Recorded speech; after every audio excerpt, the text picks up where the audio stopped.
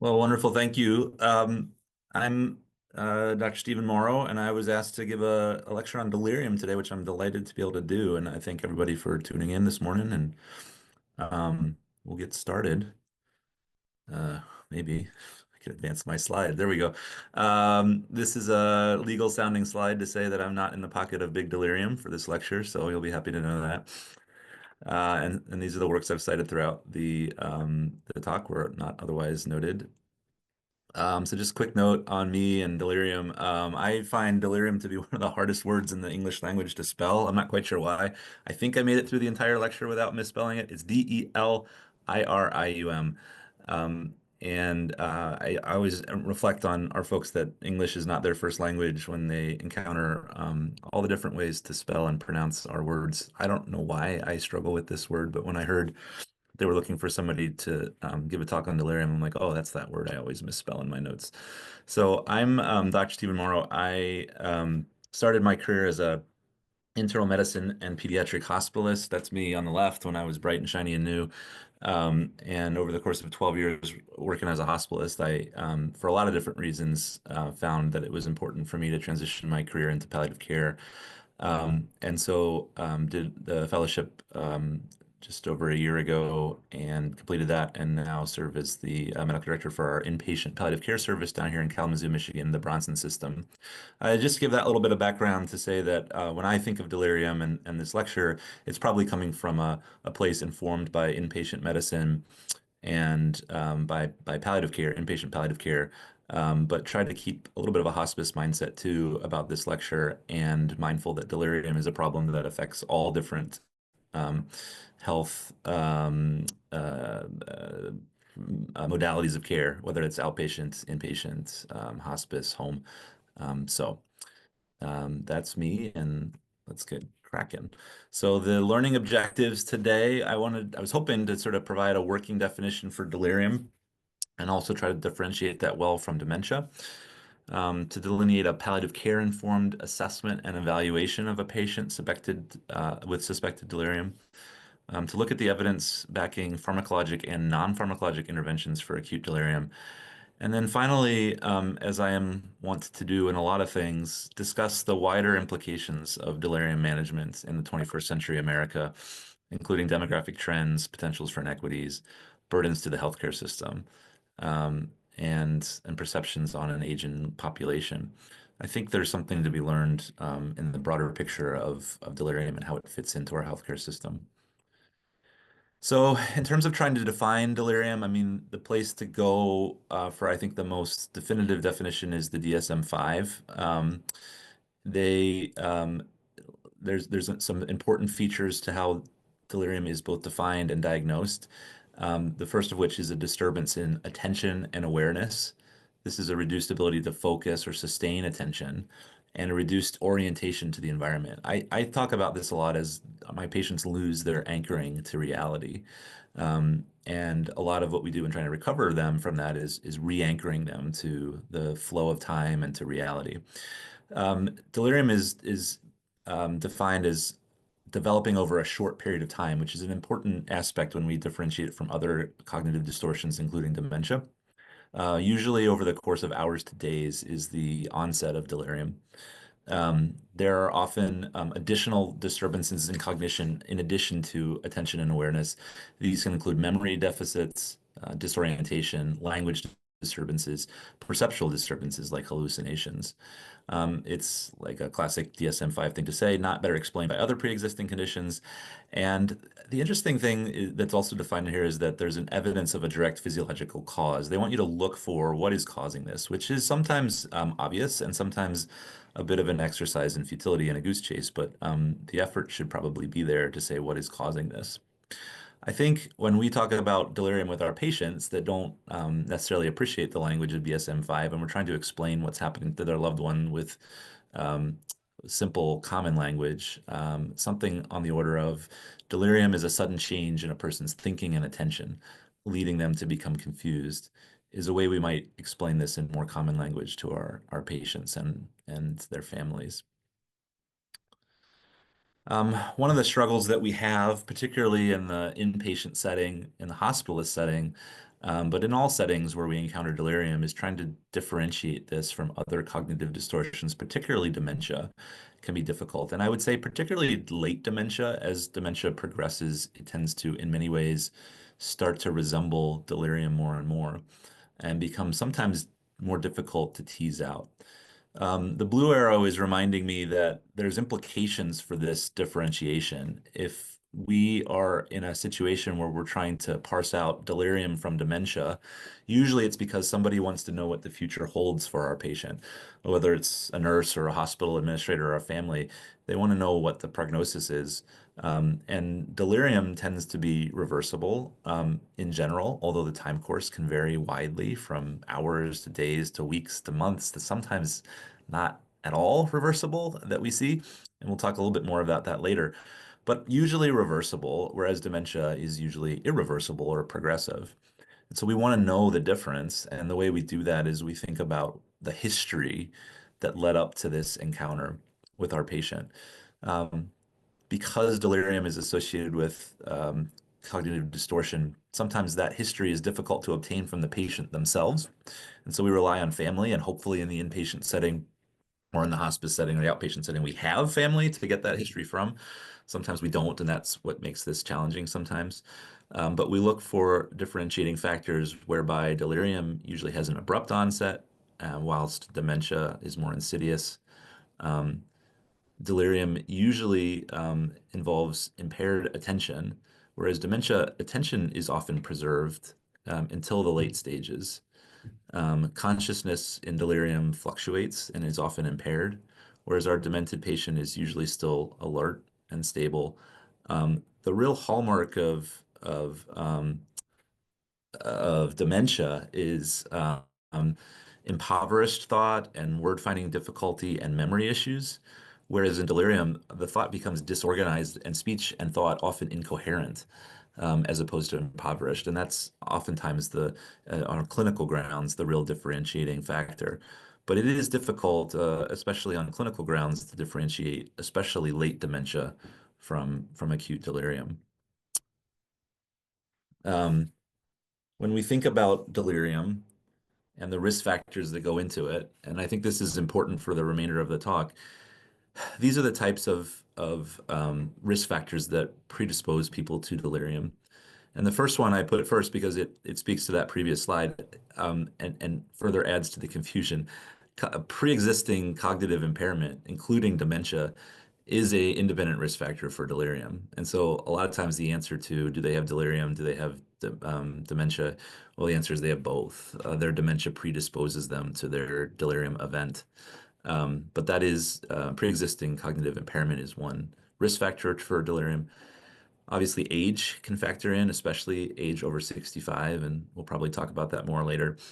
Having multiple medical comorbidities, especially heart failure, renal failure, pulmonary disease, can predispose to delirium. Institutionalization, whether that's hospital or nursing facility, a history or a current infection. Medications play a very big role, especially polypharmacy. We'll talk more about that for sure. Surgery, especially the postoperative state, especially with more major surgeries or high-risk surgeries, and sensory impairment, pre-existing vision or hearing loss, certainly if that vision or hearing loss gets worse during an acute episode. All of these are the risk factors to think about as we encounter patients with suspected delirium.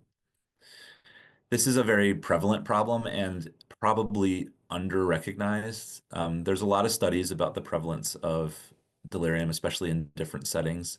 Some of these studies vary widely in their findings, and we'll talk maybe a little bit more about why that is later. But in patients at end of life, which is relevant to a lot of the people on this call, studies have suggested anywhere from 28 to as high as 80, 83, 85%, and it's probably closer to that latter number. Whereas it's a common problem also in hospitals, even that patients are not at end of life but are inpatient in the hospital, ranges from 11 to 42%, particularly high in the ICU, where one study suggested 75% of ICU patients struggle with delirium at some point. It is common after surgeries, 25% after elective surgery, 50% after high-risk surgery, which probably has something to do with anesthesia and the overall inflammatory response of surgery on a human body and brain. There is, as far as I could tell, and looking through studies, no evidence to suggest that the incidence the incidence of delirium is increasing over time. In other words, our population is increasing over time, but the percentage of us that are suffering from delirium is probably not increasing over time. However, our population overall is aging, and we'll talk more about that later. We also had this thing come through recently called COVID, and I think a lot of people are still trying to understand the effects that that pandemic had on our patients and on our healthcare system. And there is emerging evidence that COVID was particularly hard on the system in terms of creating delirium, and some interesting studies showing increased use of medications to treat delirium and increased diagnoses of delirium through the COVID pandemic, which I think rings true to a lot of us that were you know, experience that pandemic with our patients and our healthcare systems. I want to sort of impart on people or disavow people of a myth that I held once, which is that delirium is kind of a thing that happens to people. They get confused and then they get better, and there's no real other effects of that. Delirium has a significant mortality and morbidity effect. In a very important study in BMJ, there was, which is a systemic review, there was a assessment on the mortality risk associated with delirium on inpatients. And essentially what they found was you were almost twice as likely to die from your illness, from your hospital-associated illness, if you developed delirium during your hospital stay. In other words, delirium is killing our patients, literally. There's a lot of studies that also look into the morbidity associated with delirium, which include things such as increased falls, increased pressure ulcers, increased incident of infections, healthcare costs overall are increased, ICU length of stay, hospital length of stay, risk of long-term cognitive impairment, and need for long-term care, including institutionalization. Which is an interesting thing because I recall talking to families about how we do expect this to get better over time. We don't know exactly when or how long, but we do expect it to get better over time. What's clear from the research is that that's true and not entirely true because patients that suffer from delirium often will be at increased risk over the long term for long-term cognitive impairment and need for more healthcare. So acute episodes of delirium often lead to long-term consequences for our patients, even though they see some short-term improvement that we all expect. Delirium is a powerful force for damage in our patients, and we have to respect it as such. I also want to, many of you probably know this, but I want to speak to the framework of types of delirium because I think that helps us understand some of this. We really think about three different types of acute delirium. There's a hyperactive delirium that I think is very obvious to a lot of us, and maybe the first place our minds go when we think of delirium.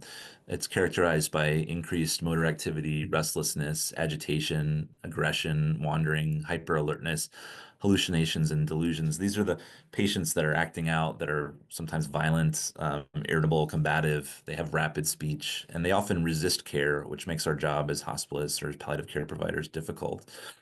Um, there is equally important, maybe more important, honestly, hypoactive delirium, which is dominated by drowsiness, inactivity, lethargy, psychomotor retardation, and reduced activity overall. Patients may show reduced facial expressions or emotions. They may speak less. They may have a lack of interest in their surroundings. And oftentimes this is mistaken for fatigue or depression. And then the third type is mixed, which is patients alternating between both. Interestingly, incident studies of these three types suggest that hypoactive delirium is the most common, representing about half of all deliriums. And hyperactive delirium and mixed kind of make up the other half, and sharing somewhat equally that percentage. I think this speaks to the fact that we often miss, especially hypoactive delirium. It can be more insidious. It can be easier to sort of ignore. Hyperactive delirium is hard to ignore. Hypoactive delirium, I think, is much easier to say, well, they're just quiet today, and not moving to assessment and intervention because they are more quote unquote manageable than our hyperactive delirium patients. So a framework to kind of keep in mind when we think about, are we assessing and are we missing delirium in our patients? The best way to treat delirium is to prevent delirium, not have to deal with it in the first place. And there's been a lot of research and a lot of talk and a lot of, quite frankly, education about delirium precautions, the concept of delirium precautions. What can we do to our patients to try to continue to anchor them to the flow of time and to reality in order to prevent the development of delirium, even if they have risk factors? You've probably heard many of these before. Maintain orientation, frequent reorientation, and consistent routine. This is where the date and time on the whiteboard in the room. This is where introducing yourself with the time and your name. Frequent reorientation is very important to anchor our patients. A clear, calm environment with reduced noise, reduced stimulation, and in some ways reduced visitors, especially unfamiliar visitors, whereas familiar faces are often helpful, and we'll talk about that in a second. Promoting good sleep hygiene. This is where we talk about keeping the shades up at day and down at night, minimizing nighttime interruptions like those Q4 vital signs at nighttime that everybody loves, and promoting some amount of daytime activity to retain that good day-night rhythm in our patients. Ensuring proper hydration and nutrition. This is particularly important. Dehydration is linked to acute delirium in a lot of studies. And so assessment and prevention of dehydration is important. Early mobilization. So we talk about getting our patients up and walking and doing all those sort of things, but equally important in my mind, especially as a hospitalist, is avoiding any sort of restraint. And in my mind, I associate any kind of a line as another version of restraint. So a Foley catheter, an IV line, a nasogastric tube, a telemetry lead. All of these things are some version of restraint, which limits our patient's mobility and increases their risk for delirium. Sometimes these things are necessary. Sometimes they're compassionate and loving, such as Foley catheters in hospice. But we have to be mindful that these represent limits to mobilization and increased risk factors for delirium. We want to think a lot about medications. We'll talk more about this in a second, but reviewing offending medications and avoiding polypharmacy. We want to think about and address sensory impairment, make sure that they're getting their glasses, their hearing aids, that we're using clear language that they can hear and understand. Um, and finally, importantly, family involvement. Not only seeing familiar faces to anchor them back to their reality, but encouraging and educating families on all these other points so that they can be part of the process for delirium precaution, not only in the hospital, but after they leave the hospital to their nursing facility or their home or their hospice environment. Family can be that consistent anchor to the flow of time for these patients to help prevent delirium.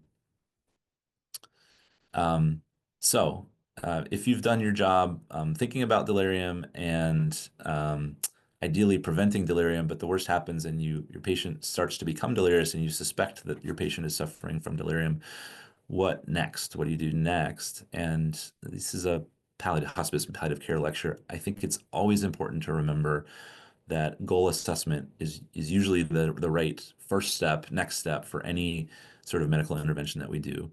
We want to understand the goals and where the family is coming from and the patient's coming from before we jump to a whole lot of doing. I saw this house model early in my fellowship and absolutely loved it, but in the interest of time, I'll probably gloss over it.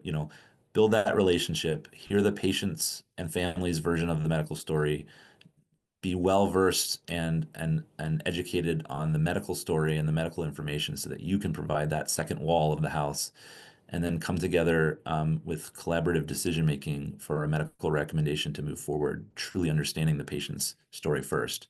Maybe this patient is headed to hospice the next day, and the main priority is comfort care and getting them home, and you just need to manage the symptoms of delirium.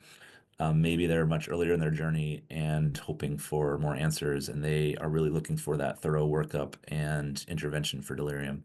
But we need to understand goals first before we move to action.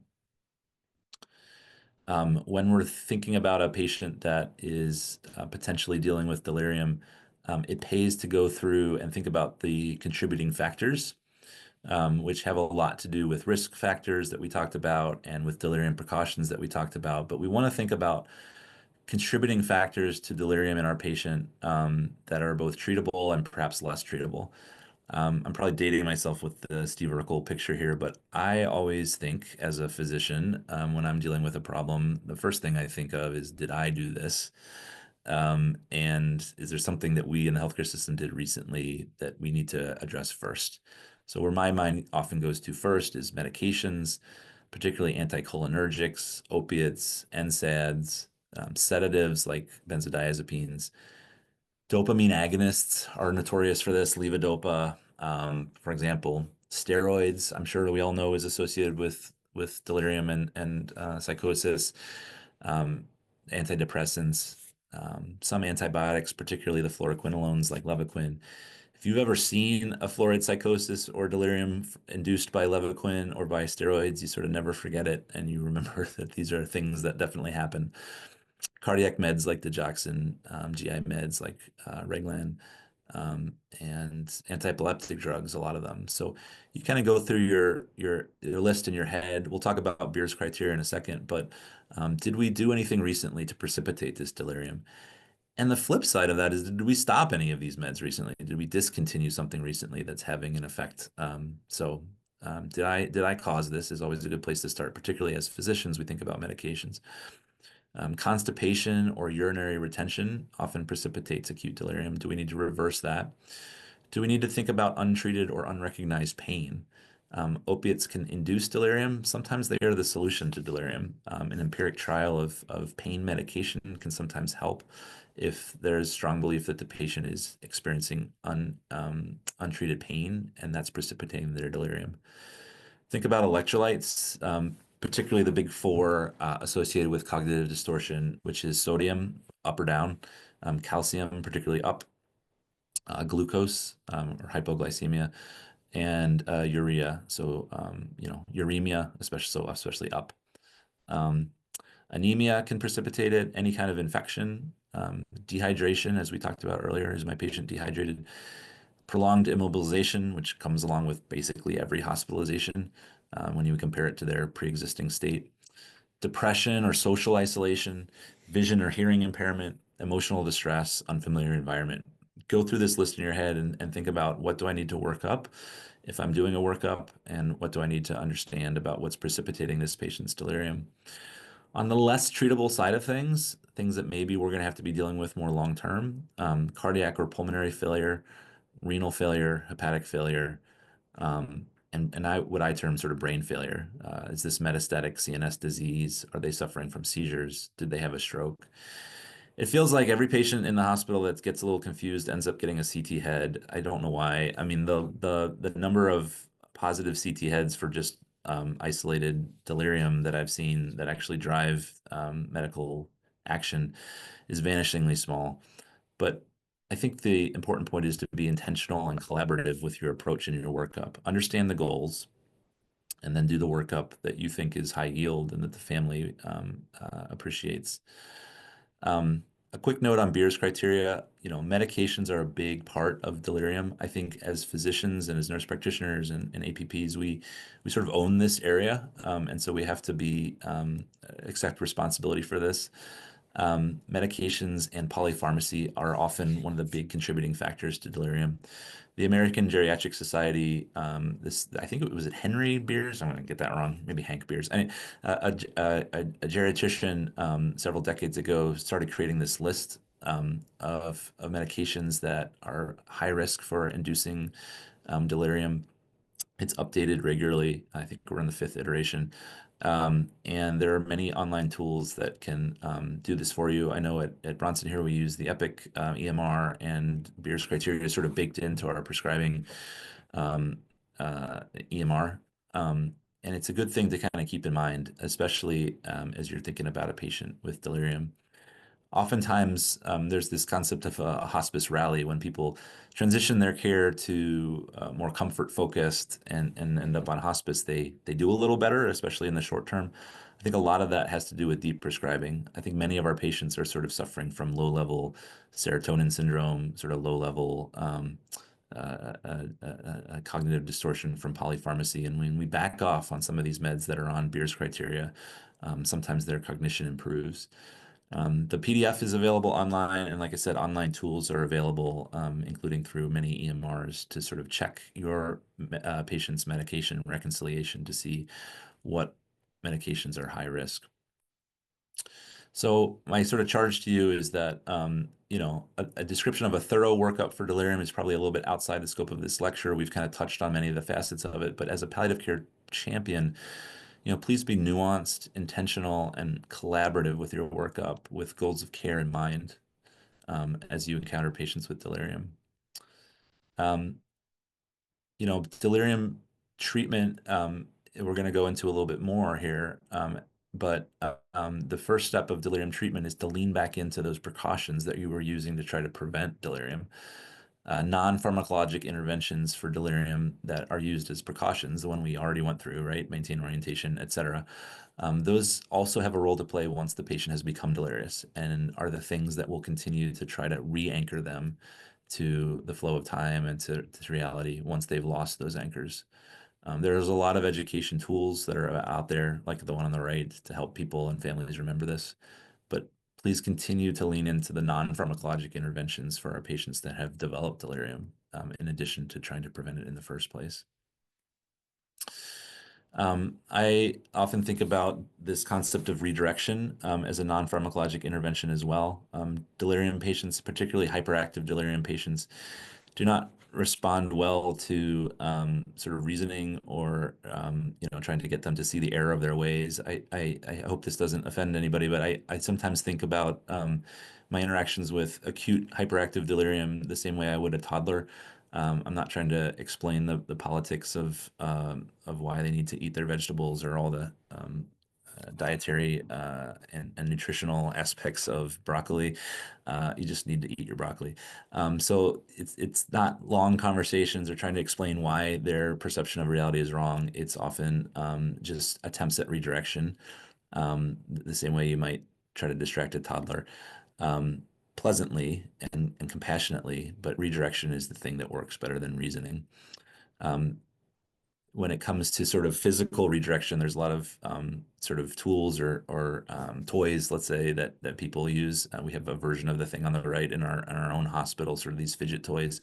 The whole point of this is just trying to redirect some of that hyperactivity and get some of that the cognitive energy out in a way that's not directed towards interfering with patient care or trying to smack the nurse, but rather directing it towards a more benign direction. So redirection with either toys or sort of fidget books. And when you interact with them, not a lot of trying to show them the error of their ways, but rather just redirection. Now, there's a lot of, I'm assuming, physicians and APPs on this call. So we're the medication people, and I think it bears some discussion about what do we do with medications when we're faced with acute delirium, especially hyperactive delirium. Um, and I think we're put in a difficult spot. And I think I want to summarize that by going through the five sort of points that lead to our dilemma here. And we're going to start at that by looking at antipsychotics, which are sort of everybody's favorite pharmacologic intervention for delirium, particularly hyperactive delirium. So the five kind of points to consider here are first, there's a lack of proven effectiveness. There's been a number of studies on this, and one of the better ones that I've seen is out of the Annals of Internal Medicine, which was a large systemic review of many studies, and basically does not support the routine use of any antipsychotic, whether that's first generation, second generation, which some people refer to as typical or atypical antipsychotics. Think, Haldol for first generation, things Zyprexa for second generation. So there's no evidence to support the routine use of antipsychotics for the prevention of delirium in hospitalized or subacute rehab patients. Um, there's clear, so the second point is there's not any guideline support for antipsychotic use based on the lack of effectiveness.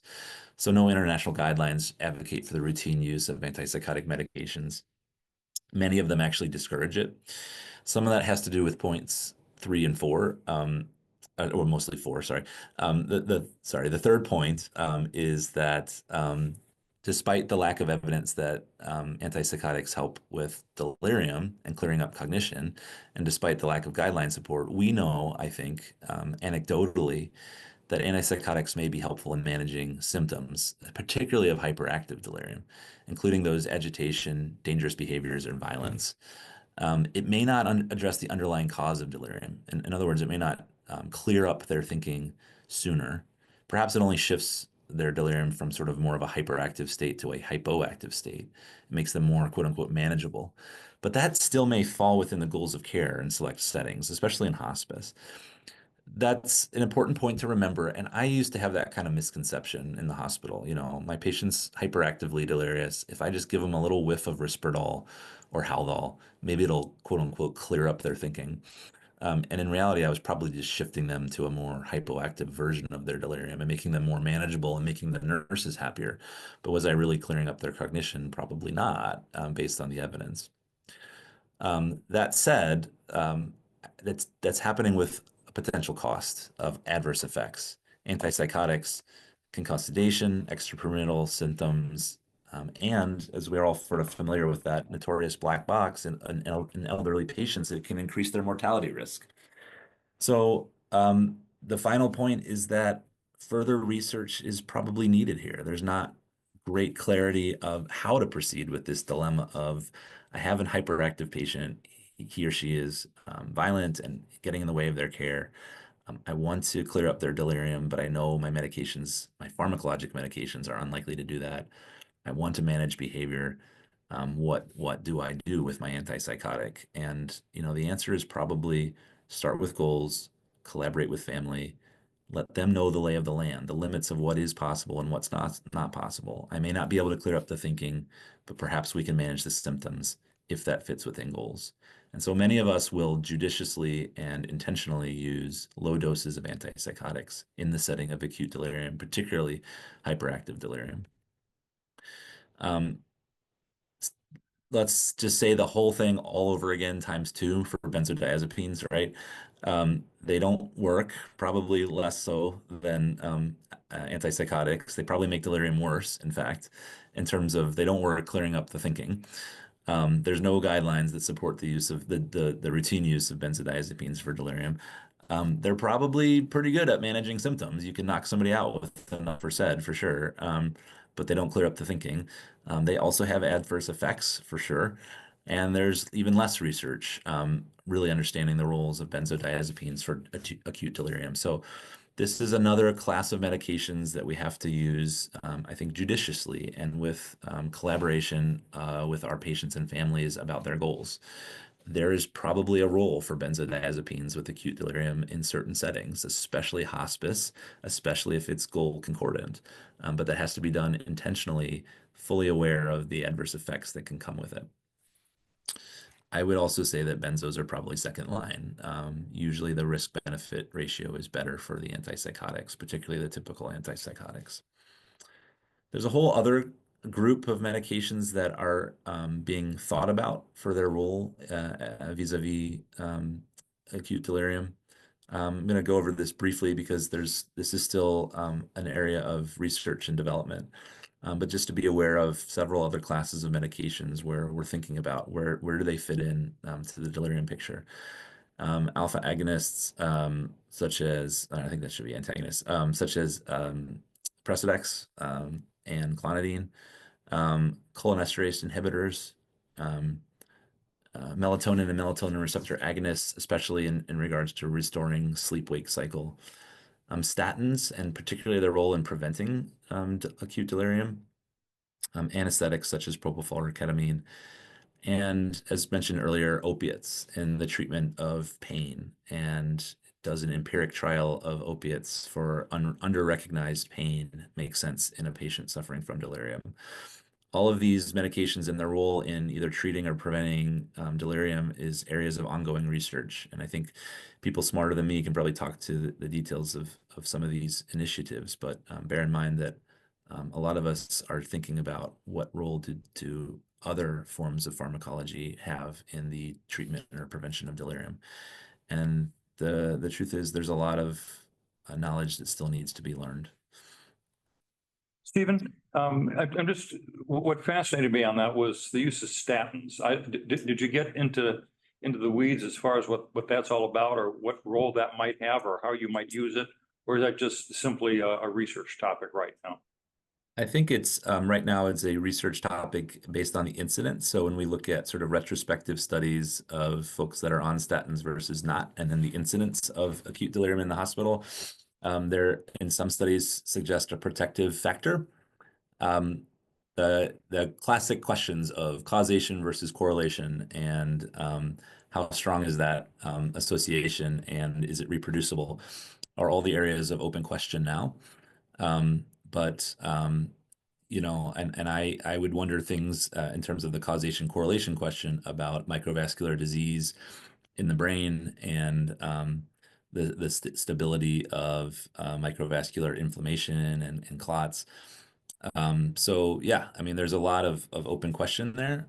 This is not something that I'm throwing around a lot of statin for, but it's I think as we come to understand the complex interplay between the human brain and cognition and delirium, and what role does microvascular circulation play in that?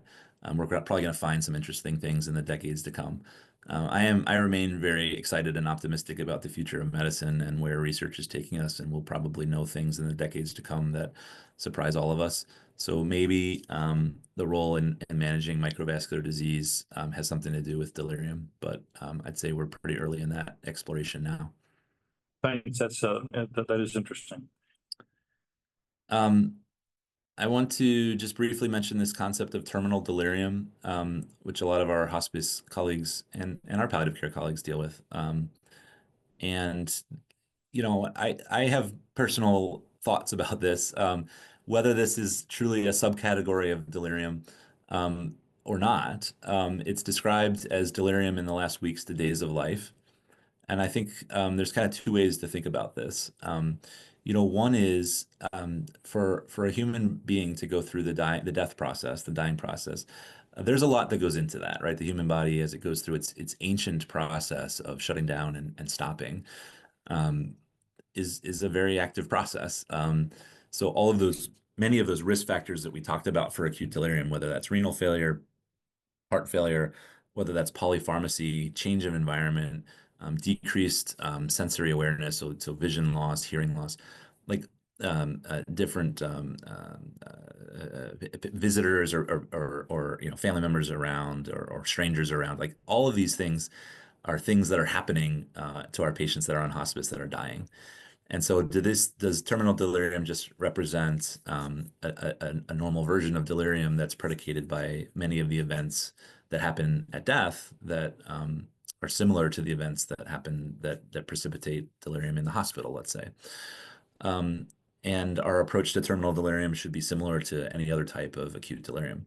That's certainly a reasonable way to think about it. I think a lot of people, and maybe myself a little bit as well, think about this as a separate entity whereby there is the potential for um, um, psychosocial processing. Are we sort of processing through things that we need to before we die? Is there a spiritual component of this as the brain is getting ready for the afterlife? Is there a social aspect to this as we sort of are coming to the end of many relationships and trying to process through that and shutting that process down? Or as I alluded to earlier, is this a psychological issue where we're sort of processing through some of our unresolved issues? Do we want to get in the way of that process? And I think those are sort of higher level questions that come up with our hospice colleagues and with our palliative care colleagues as they deal with delirium at the very end stages, terminal delirium. So should this be treated any differently than any other type of delirium? Should we allow it to play out more naturally? Should we treat it symptomatically because it's distressing to families and to patients? I think these are questions that a lot of us sort of wrestle with, but I still posit that you really can't go wrong by assessing the goals of the family, being collaborative with the family, coming to understand the the patient story, educating with your side on the medical facts and story, and then coming with a collaborative decision about how to manage terminal delirium. I'm sure that many of my hospice colleagues would say often that is truly symptom management because that is the goals. And so we do see a lot of typical or atypical antipsychotics used. We see benzodiazepines used because that is goal concordant, and that's fair. But just something I think to have your own philosophy and approach to and wrestle with rather than just shooting from the hip here. How am I going to approach the concept of terminal delirium with my patients? I think it's important to have some foresight and some forethought on that. Um, Anytime we deal with an issue, I think it's important to think about, are we being equitable? Are there potential opportunities for improving equity in the care of our patients? There's not a lot of research on this when I looked, and that's a little bit disappointing, but there's the potential, I think, for cultural barriers and language barriers to impede the effectiveness of delirium screening and management. If we're trying to understand how and why our patients get delirious and prevent it, language barriers and cultural barriers, I think, can play into that. There are some studies that have suggested trends towards less access to delirium screenings and interventions among certain groups, such as women and such as members of lower socioeconomic groups. And some of the societal guidelines recommend particular attention to these groups when we think about delirium screening and management. Age is an independent risk factor for delirium, obviously, and so we have to think about the concept of ageism. Are our patients particularly vulnerable and marginalized? And are we doing as much as we should for the general field of delirium assessment and management? I think delirium patients, almost by definition, lack capacity and agency, and so they can be a highly vulnerable group. And is this, it sort of posits the question, is this problem getting the attention it deserves? Delirium is sometimes viewed as an orphan disease. In other words, like cancer has oncology and strokes have neurology, but like who owns delirium as a medical specialty? Some would say, well, neurology. Some might posit geriatrics, and I might even suggest that palliative care has a very special role in ownership of delirium. But no one field really takes ownership of it, and that again questions like, are we giving this the attention and the resources that it deserves?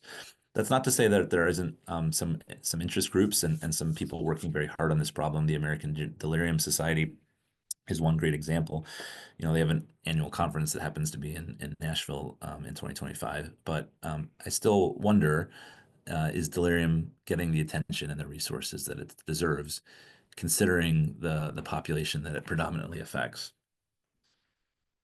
Um, and this is where I kind of pivot to the broader implications of delirium. And I think this way about a lot of the problems in palliative care and hospice. And so forgive my sort of bit of a tangent here, but a lot of this is what kind of drove me into palliative care in the first place. And I think it applies to delirium in particular. These are two graphs that say very similar things. And I'm sure a lot of you have heard of this before and thought of this before, but we have an aging population in this country. The graph on the left shows in blue the percentage of American population that's going to be 65 and older in the approximately 70 years ahead of us. I think I target this more to the fellows in the room that have a longer career ahead of them than I do, but I still got a good probably 30 years of cranking out consults down here in Kalamazoo. So I think about this too, but the percentage of our patients that are going to be 65 years and older, which is like one of the major risk factors for delirium, is going to increase for the foreseeable future. And quite frankly, for the next 20 years is going to increase rapidly. At the same time, the percentage of our population that is younger, that is populating the workforce, is going to decrease. The one on the right just kind of shows a little bit more retrospectively kind of where we've come from. In the 1950s, 8% of our population was 65 or over. And now we're in the 20s. Things are changing. Times they are changing, right? And the way we used to do things is probably not going to continue to be effective. I thought I had one more slide, but I guess I don't. Okay, so this is hopefully some people have seen something like this before. This is a demography chart. I'll explain it real quick because it's running through. At the bottom is young people, and as you move towards the top, you have old people. And on the left is blue, which is males, and on the right is red, which is females.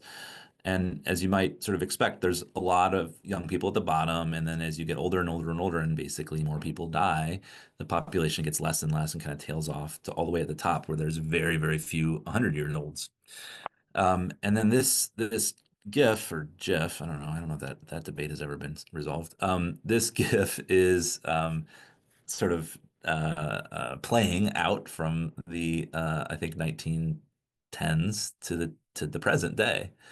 And what you can see as it just restarted is back in the early part of this century, we had a society that had a very broad base of young people that were able and capable of taking care of their elderly family because there weren't as many of them.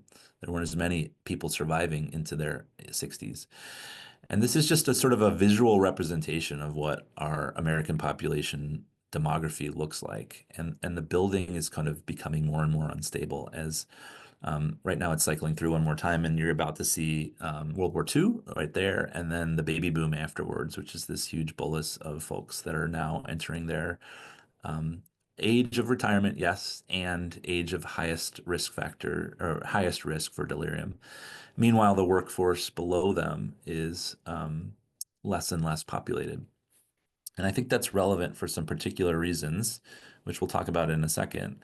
But the folks that are getting older, those folks that are the higher percentage of the population greater than 65 years of age, also are accumulating more medical comorbidities. We're sort of at risk, sorry, we're sort of at the mercy of our own success. As we've gotten better at managing patients, they have accumulated more and more comorbidities. So, for example, in the past, you died of your heart attack, and now we do PCI and you have heart failure for many decades. You know, in the past, you would die from your cancer, and now, um, mercifully and in many good ways, we are able to cure or treat, prolong cancer survival or even cure it sometimes. But we have more and more people that are cancer survivors and dealing with all of the burdens associated with that. And those are just two examples of the successes of medicine also leading to additional considerations of an older population with more comorbidities being cared for by a workforce that is increasingly less populated. In this particular sort of nidus, I think about the overlap of four problems that seem to be increasing in our society as age, um, the average age of our patients increases, but also society changes in general. I think we could all admit that we're seeing more issues with clinical depression, but also social isolation and loneliness. I think you know, we are seeing an increased awareness and diagnosis of dementia as our patient population ages. And all three of these, I think, overlap quite heavily with the concept of delirium, um, both as risk factors and as potential causes for delirium.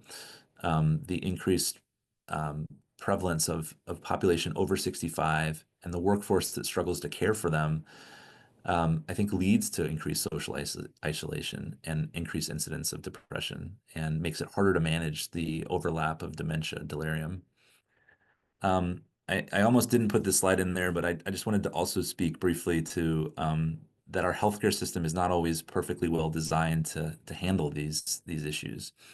This, by the way, is a slide that's been predominantly debunked, but a lot of us kind of saw this early in our careers, and it's sort of burned into our memory. And it's a concept that I think rings true with a lot of us, even if some of the details are perhaps exaggerated in this slide. But this is a slide that shows in brown the percentage growth of physicians over the last 30 years or so, whereas in yellow, which is a much, if you're not looking, in yellow it's a much higher growth of healthcare administrators as a rate as particularly proportionate to physician providers.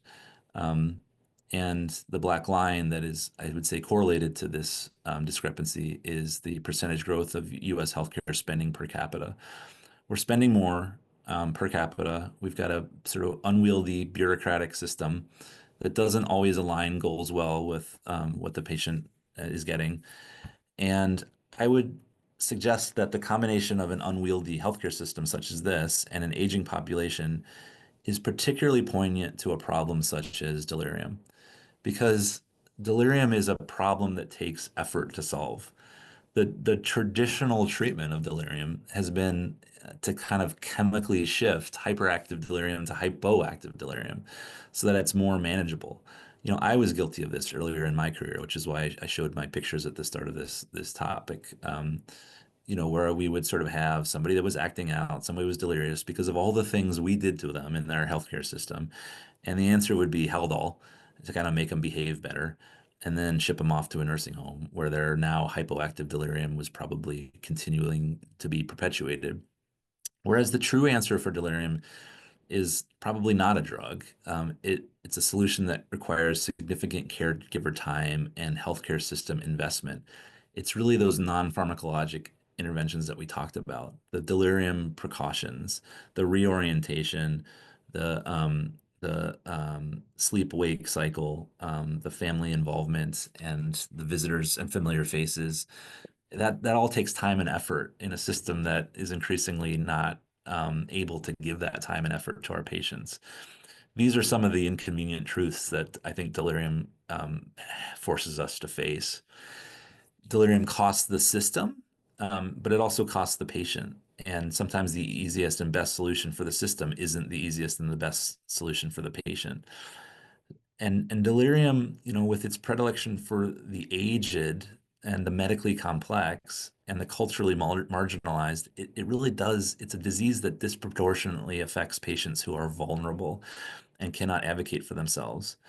And in some ways, delirium it really assaults the attention and the awareness of our patients. And that's something that feels, I think, deeply human. It sort of threatens our underlying humanity as we lose our anchoring to reality and the flow of time and our awareness and our attention. It has a threat to really dehumanize our patients. So the response of the system needs to be humanizing and not just a simple medication. And this is, I think, a trap that our system has fallen into over the years, and that we as palliative care doctors need to dig ourselves out of. This is kind of the inconvenient truth of the situation that I think delirium lays bare. As we get a population that's increasingly susceptible to this, increasingly vulnerable and marginalized, and a system that's increasingly less capable of responding to a challenge like this, we have to be the champions that advocate for a better way. And so, particularly to the fellows, the field of hospice, I believe the field of hospice and palliative medicine has a unique role to play in thoughtfully and compassionately managing the challenge of delirium for our patients for the many decades to come. This is a problem that will probably continue to get more challenging. And so be thoughtful with your pharmacologic interventions, lean into your non-pharmacologic interventions, and advocate for research and resourcing towards the problem of delirium because our delirious patients and their families may not be able to do that. And we have to be the champions looking to a better future. With that, I'm going to toss up a couple of softball questions, hopefully. And then we'll close. So question number one, while on cross coverage for the inpatient palliative care service, you are urgently called to the bedside of an 82-year-old male who is crying out repeatedly, "Mabel, and help me." He appears agitated and scared and occasionally tries to slap the bedside nurse. His granddaughter is nearby and expresses concern because earlier this morning the patient was calm, cooperative, and he was reminiscing about his deceased wife, Mabel, and how the medical team's new antiemetic plan was certainly going to cure his longstanding cancer-associated nausea.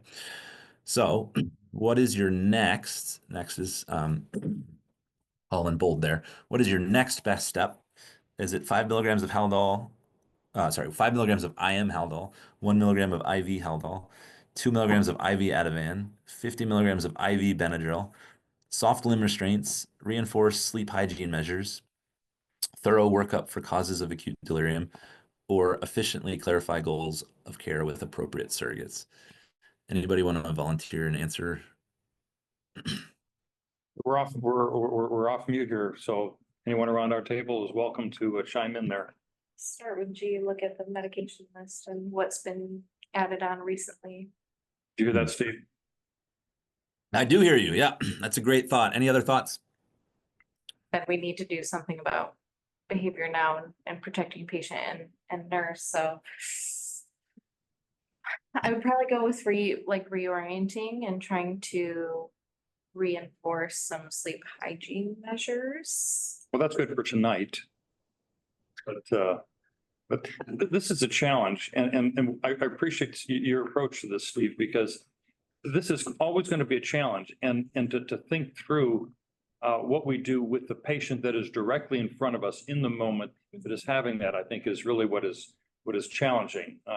And we're sometimes, you know, how do you synthesize the science with what's going on right in front of you? So we have a vote here for which is really, I guess it would technically qualify for G. That is, you know, is the medication change contributing to that?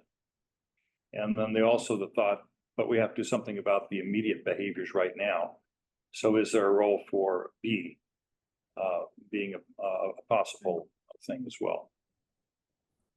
Yeah, so I love this because this is much more intelligent and nuanced conversation than I was anticipating. um, and um, and that's great. I love that.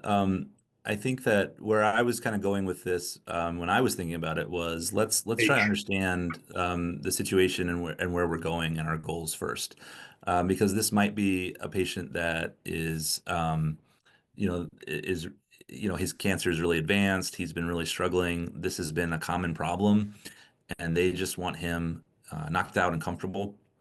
And maybe the nurse has had a lot of trouble with this patient over the past couple of nights, and this is a consistent pattern of behavior that we really need to get a handle of before somebody gets hurt. Or maybe this is a one-off, and the nurse feels like, you know what, we can do some redirecting. We can do some conservative measures. Or maybe she's going to tell you, and the granddaughter is going to tell you, we've done soft restraints the past 4 nights. That's the only thing that works. Maybe he's had a history of PTSD because he was incarcerated in Vietnam, and any attempt at soft restraints is going to be horrible. Maybe he's had bad experiences with Benadryl, and he's one of those paradoxical people, and maybe not. And I think sometimes trying to understand, and that's why I put sort of efficiently, clarify the goals and think about how do we react next is important. But I love the idea of being sensitive to the here and now of my nurse is worried about getting hurt, and we need to do something now. And that's why this is a challenge. I guess I kind of love the fact that there's not not an easy answer, and we might all approach this differently, because that's what I see in the hospital too. We struggle with this concept of I've got nursing staff. Sometimes I've got families saying we need to do something now, whereas the longer term goals of we don't want to make the delirium worse by restraining or giving Benadryl or Ativan or sometimes even Haldol, but we need to modify behaviors now. I would just maybe suggest that sometimes goals help you out.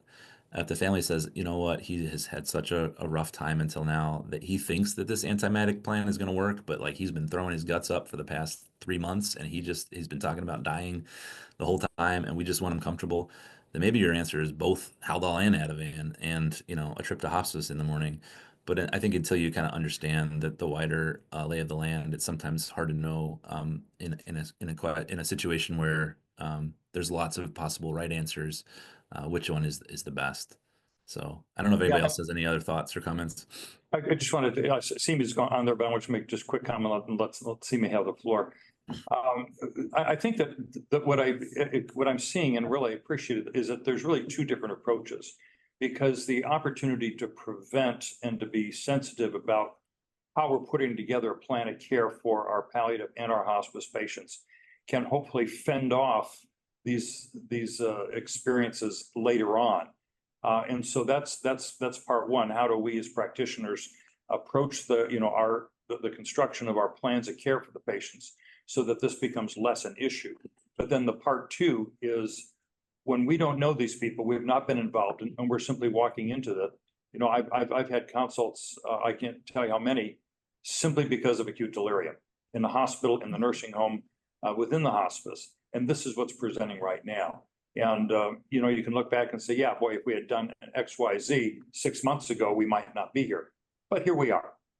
So anyway, go ahead, Sini. I love this, Steve. This is just a great topic to bring up. One of the things that as I'm looking through this, I do see something that I would not do or would be the last thing to do, and that is the soft limb restraints.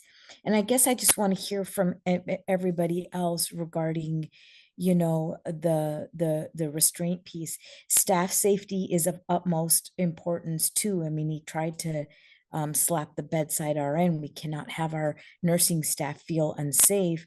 And at the same time, to your point, we don't know what his history is. Does he have PTSD? Did he fight in a war? I don't know what the ethnicity of this patient is. Is he a person of color that may have had a bad experience with being restrained, or there's just so many things that could be present in that. And in the moment, I think that we have to do something. There has to be something done immediately, because there's a danger to staff. And uh, I love the efficiently clarifying goals, and that does make it easier. But in the situation, I'm just thinking the last thing we should do is reach for restraints. And I guess that's the point I'm trying to make, and also trying to hear from others, how do we feel? I mean, chemical restraints versus physical restraints, I guess they're both restraints, but just to hear from you all, like, when, what, where do we see the next step, clarifying the goals, and then our chemical restraints or treating pain, that sort of thing. But where does everybody see the limb restraints, the physical restraints? Yeah, I just a brief answer to that, as a former hospitalist and as a palliative care doc that gets called to these types of things, my approach to this particular case would be, sort of eye contact with the nurse, and sort of, get a sense of like how serious are we? Like, how bad is our situation? And some version of, probably B, 1 milligram of IV Haldol if we have an IV, as a chemical place to start, or H, and being a little bit more intentional if my read of the nurse and the situation suggests that I have a little more time to kind of think through this and be intentional. But yeah, if we're really moving to action because we're worried about safety, I think kind of low trial doses of a typical antipsychotic are probably where I would start. What about pain management in these patients? What do you think about that? I noticed there was not an opioid as an option. Do you think that some, like as you said prior, that sometimes, not managing pain can cause delirium? Do you think that is a reasonable approach as well? Yeah, I mean, I think that that's probably where H comes in, like trying to understand where we've been, and the history, and like, is pain a concern? Is it been something that we've been wrestling with, Mhm. um, and potentially, in the 5 minutes, trying to get to, so I mean, I don't mean to, this was prompting way more discussion than I anticipated, especially at 8:35, but I being called to a lot of these, I think that the urgency sometimes is greater than, like, you do still have like 5 to 10 minutes. I mean, it's going to take that much time to get held out of the Pyxis anyway, to give some level of history of how did we get here, where are we at, and what are we looking for moving forward. And if, his cancer has all been nausea and misery in that way, and this is all being precipitated by the Phenergan they just added, that's kind of one thing. But if he's been miserable in pain the whole time, but a stoic guy that doesn't complain about it, and you're more worried that maybe pain has a role, then absolutely. I've done trials of empiric opiates to see if that clears up, acute delirium. And it's just, again, you have to kind of start to best Yeah. you can to understand the patient, the situation, and the goals, to tailor your nuanced approach to how do I intervene. If I need something now, it's usually kind of 1 to 2.5 milligrams of IV Haldol. if I want to be a little bit more intentional, then I think of all of these things, you know, whether it's pain, whether it's the Phenergan we just started, whether it's sleep hygiene, whether it's you know, I don't know, his he just got moved out of the ICU to a new room, and his nurse reminds him of somebody else. You know, there's all the things that can play into it, and so I do find you, even for, especially if you go bedside, even in the more urgent situations, you usually have 5, 10, 15 minutes to talk, and you can cover a lot of ground in that amount of time. Even as the nurse is headed to the Pyxis to get her Haldol, you can start to explore some of this stuff. And just to, I wanted, you had asked the question, Simi, about our other thoughts on the physical restraints and soft limb restraints. You mentioned, I thought it was really important that a lot of people don't distinguish limb restraints, you know, the soft restraints from chemical restraints. I think that there is a very critical difference in that the, you know, if you're using chemical restraints, you're impacting the patient's sensorium. So they're not necessarily aware of the fact that they are now being sedated or restrained. They're just calmer. You put limb restraints on them without the chemical restraints, I think you can actually escalate the fear that they're already out of touch with their environment and their reality, and now you've restrained their limbs, which I think can absolutely escalate that. So I think that there's a role for them. I would think that in the typical you know, emergent environment, I'm a fan of getting some drugs on board and then figuring it out as we move forward. Steve, this has been great. We do have to transition to our case study today, so we'll leave it at that. But thanks for a wonderful talk. I think it was insightful and as you pointed out, causes some opportunity for struggling amongst the fellows, which is exactly what we love to see. So thank you very much. Yeah, absolutely.